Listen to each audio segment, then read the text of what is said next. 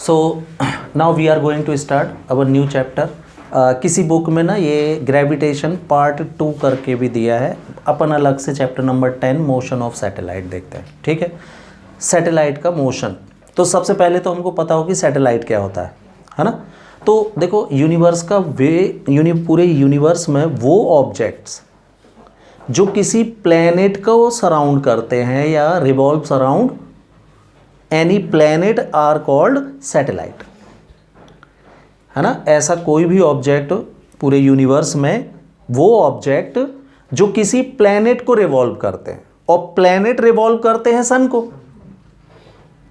तो जो सन को रिवॉल्व करते हैं वो प्लेनेट कहलाते हैं, और जो ऑब्जेक्ट प्लेनेट को रिवॉल्व करते हैं वो सैटेलाइट कहलाते हैं। जैसे कि अर्थ का नेचुरल सैटेलाइट है मून, ऐसे ही हर प्लेनेट के अलग अलग सैटेलाइट होते हैं, है ना। जो मार्स है, मार्स के 2 मून हैं, नेचुरल 2 सैटेलाइट हो उसके, है ना। वहाँ रात में 2 चंद्रमा दिखते हैं। ठीक है, और आगे बढ़ते जाओ तो जैसे जुपिटर वगैरह, उसके तो 5 हैं।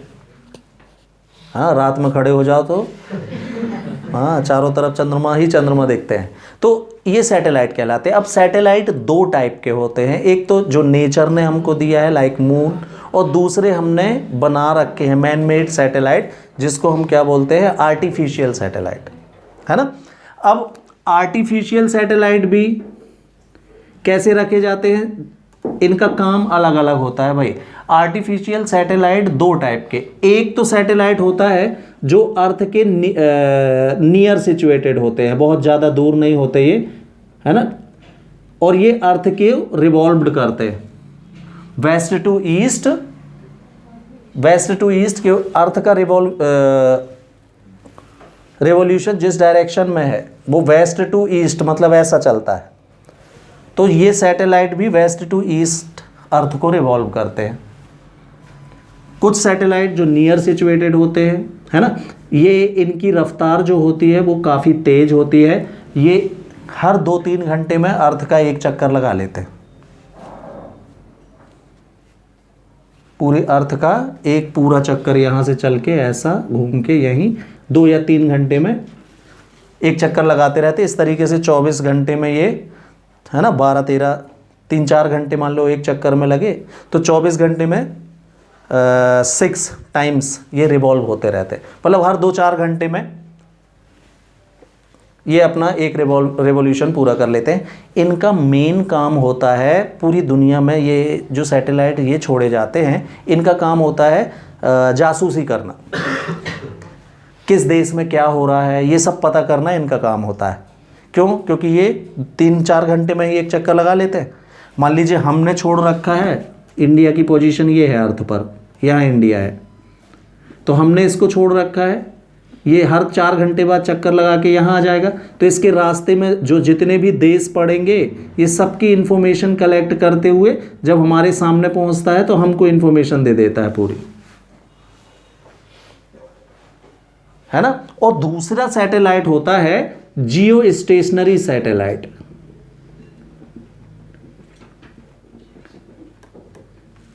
जियो स्टेशनरी सैटेलाइट वो सैटेलाइट है जो वेस्ट टू ईस्ट अर्थ को रिवॉल्व करते हैं, और जिनका टाइम पीरियड अर्थ के टाइम पीरियड के बराबर होता है।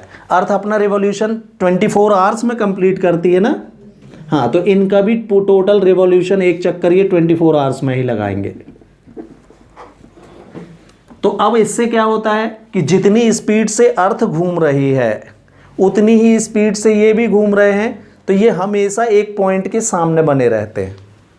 फॉर एग्जाम्पल ये मैं फिक्स कर दूं, दोनों का रिवॉल्यूशन टाइम एक जैसा है, ये भी 1 मिनट में एक चक्कर, ये भी 1 मिनट में एक चक्कर, तो ये हमेशा एक दूसरे के फेस के सामने रहे आएंगे ना पूरा राउंड ये। हाँ, इस टाइप के सैटेलाइट जियो स्टेशनरी सैटेलाइट कहलाते हैं। ये हमेशा जैसे इंडिया ने कोई सैटेलाइट छोड़ा है जियो स्टेशनरी, तो ये हमेशा इंडिया के सामने बना रहेगा। अब ये और किसी देश के सामने कहीं कभी नहीं जाएगा, क्योंकि ये भी 24 घंटे में एक चक्कर घूमता है और अर्थ भी 24 घंटे में एक चक्कर घूमती है, तो ये हमेशा अर्थ के सामने रहा आएगा। इन सैटेलाइट का यूज़ कम्युनिकेशन में किया जाता है भाई। आप जो आज मोबाइल यूज़ कर रहे हो, इसके टावर सैटेलाइट से डिस्ट्रीब्यूट होना, है ना। टीवी चैनल्स जो आप छतरी लगा के देखते हो, डिश टीवी, एयरटेल टीवी, ये सभी इन्हीं सैटेलाइट से जनरेट होते हैं या ऑपरेट होते हैं। कौन से? जियो स्टेशनरी। तो आर्टिफिशियल सैटेलाइट भी कई टाइप के होते हैं। अब सैटेलाइट चाहे आर्टिफिशियल हो या फिर नेचुरल हो, है ना, दोनों के रोटेशन का एक ही नियम है भाई। क्या? कि अर्थ जो इस पर ग्रेविटेशनल फोर्स लगाती है, उस ग्रेविटेशनल फोर्स का use satellite as a centripetal force कर लेता है और अर्थ के चारों तरफ घूमता रहता है। ये बात हमने पहले भी कर रखी है भाई। हाँ, यही है ना। इसका मतलब इस सैटेलाइट का कोई भी पॉइंट ले लो पाथ का, ईच पॉइंट पर gravitational force and centripetal force दोनों हमेशा बराबर होते हैं, जिस वजह से कोई भी ऑब्जेक्ट अर्थ को रिवॉल्व कर पाता है। किसी प्लेनेट का सन के चारों तरफ घूमना यही प्रिंसिपल है, और किसी सैटेलाइट का किसी प्लेनेट के चारों तरफ रोटेट करना, रिवॉल्व करना, उसका भी यही प्रिंसिपल है। क्या?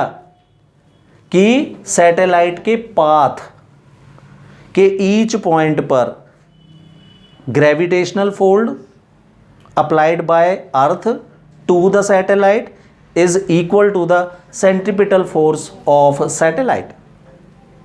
ये बैलेंस जब भी खराब होगा तो फिर ये सैटेलाइट भटक जाएगा भाई, अर्थ से को छोड़ के कहीं और भाग जाएगा। ठीक है।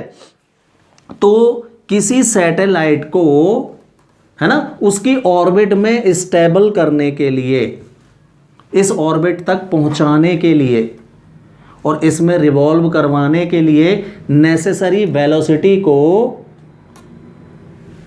है ना, इसकी क्या जो वेलोसिटी रिक्वायर्ड है ना, उसको वेलोसिटी ऑफ सैटेलाइट, कौन सी? ऑर्बिटल वेलोसिटी ऑफ सैटेलाइट बोलते हैं, और इसको v0 से शो करते हैं। क्लियर? तो आपका जो क्वेश्चन है वो ये है, derive expression for orbital velocity of satellite. ठीक है। और किसकी? सिंपल सैटेलाइट की भी निकालना है, और जो सैटेलाइट अर्थ के नियर सिचुएटेड होती हैं उनके भी हमको ये फाइंड करनी है और कैलकुलेट करनी है कि कितनी होती है। क्लियर? तो ये आपका क्वेश्चन है, इसको देखते हैं हम।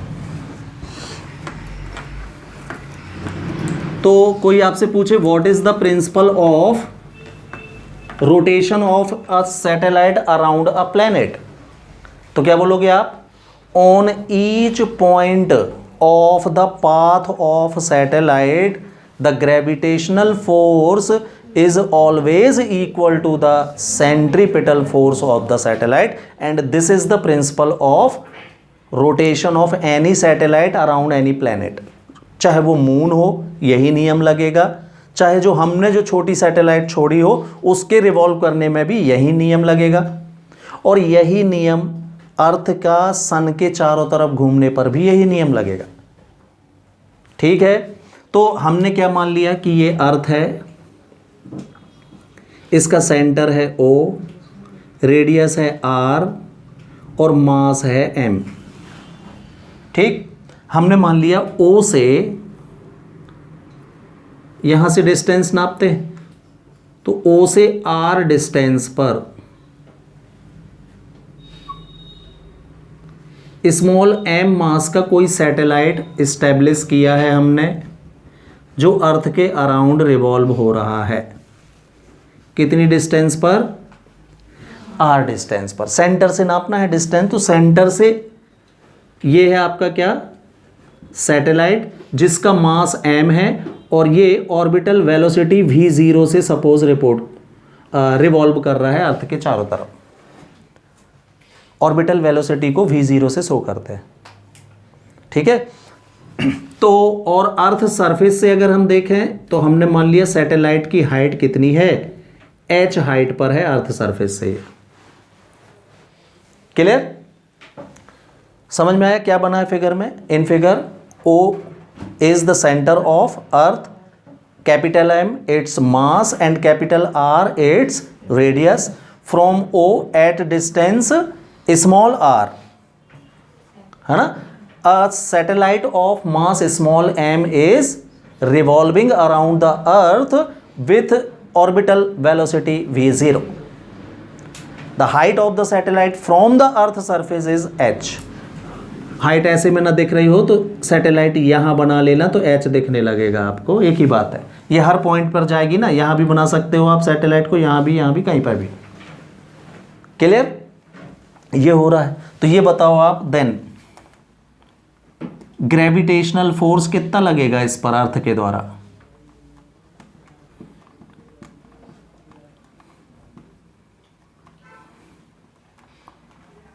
Applied by earth to satellite.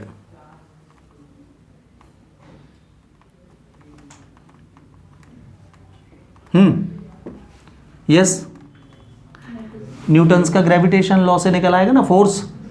कितना? Gm1 into m2 upon r square. तो r की जगह क्या आएगा भाई? r प्लस एच का स्क्वायर। इसी को आप स्मॉल r स्क्वायर भी लिख सकते हो क्योंकि सेंटर से सैटेलाइट की डिस्टेंस मैंने r ले रखी है। ये आएगा। इक्वेशन नंबर 1 दे दिया। नाउ सेंट्रीपिटल फोर्स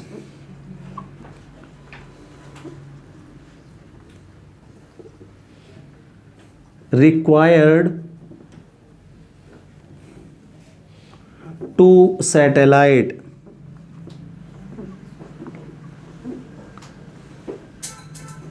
हाँ, कितना सेंट्रीपिटल फोर्स लगता है भाई?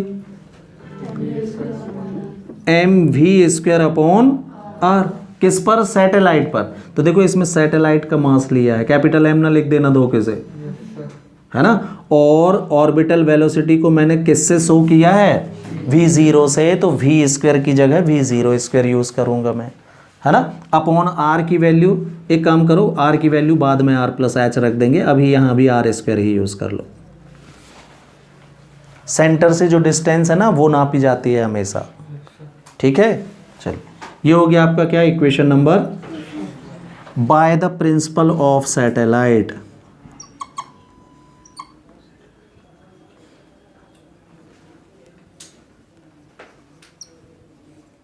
क्या है? सैटेलाइट का प्रिंसिपल कि on each point of the path of the satellite the centripetal force and gravitational force are equal. This is the principle of satellite.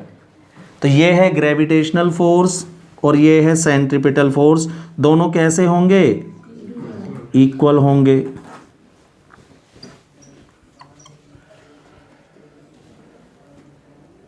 r² है वहाँ। तो यहाँ आप देख रहे होगे कि एक m, स्मॉल m से स्मॉल m, है ना, और एक r से एक r कैंसिल हो जाएगा। v² की वैल्यू क्या मिलेगी आपको?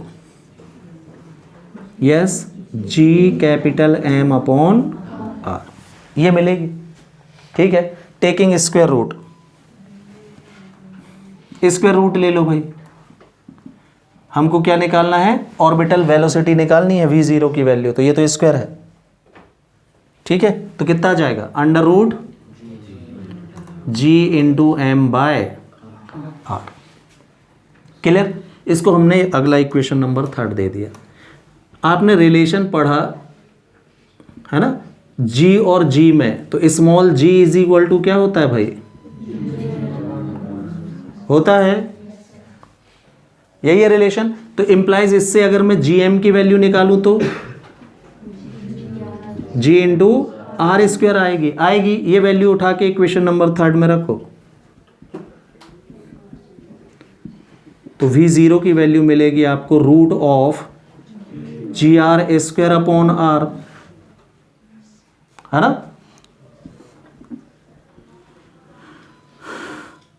तो एक r बाहर निकाल सकते हो आप, या एक, है ना, एक r से एक r कैंसिल भी हो जाएगा, मत r बाहर निकाल लो।